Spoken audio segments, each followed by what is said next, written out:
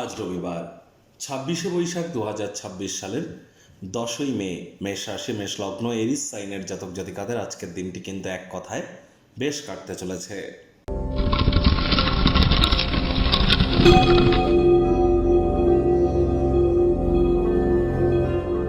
ভিডিওটির শুরুতেই স্ক্রিনে আপনারা দেখতে পাচ্ছেন সূর্যদেবের প্রণাম মন্ত্র। ওম জবা কুসুম শঙ্কাশং কাশ্যপ্যাং মহাদুতিম ধান্তারিং সর্বপাপঘ্নং প্রণতস্মি দিবাকারম।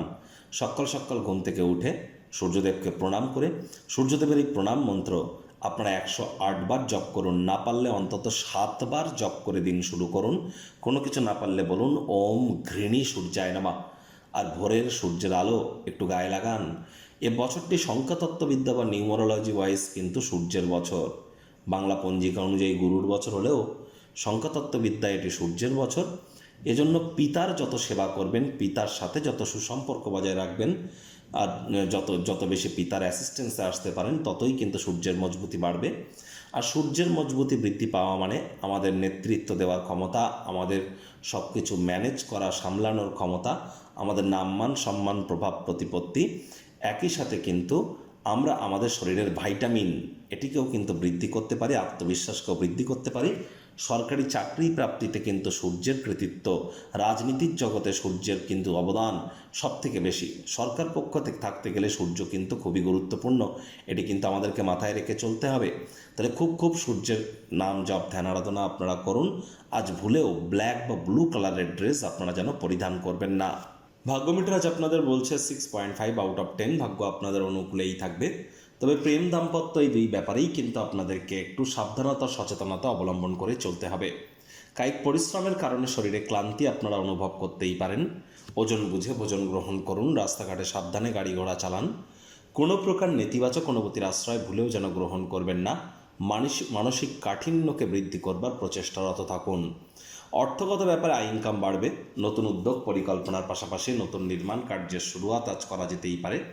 পরিবারের সিনিয়রদের কাছ থেকে মানি ম্যানেজমেন্ট, মানি সেভিংস সম্পর্কে পরামর্শ গ্রহণ করে সেগুলিকে ডেলি লাইফে যদি ইনপুট করতে পারেন, অতিরিক্ত কিছু আর্থিক মুনাফা আপনারা অর্জন করতেই পারেন।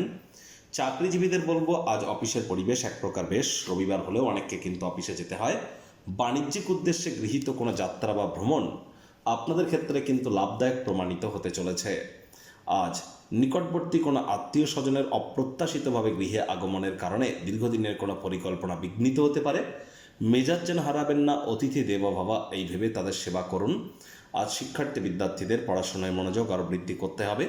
উচ্চশিক্ষার জন্য যারা বিদেশ যাত্রার কথা ভাবছিলেন, ভাগ্যদেবী আজ আপনাদের পক্ষে নেই। সন্তান সন্ততি থেকে থাকলে তারা তাদের কৃতিত্বের দ্বারা আপনাদেরকে গর্বিত করতে পারে।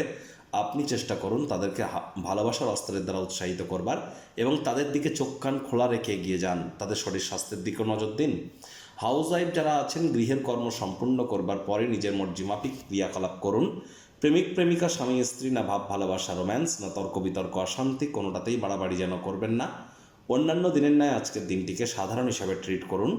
গৃহের পরিবেশ শান্তিপূর্ণ নির্ঝঞ্ঝাট পরিগণিত হবে। শত্রুপক্ষ বিরোধী পক্ষ আজ খুব একটি শক্তিশালী থাকছে না।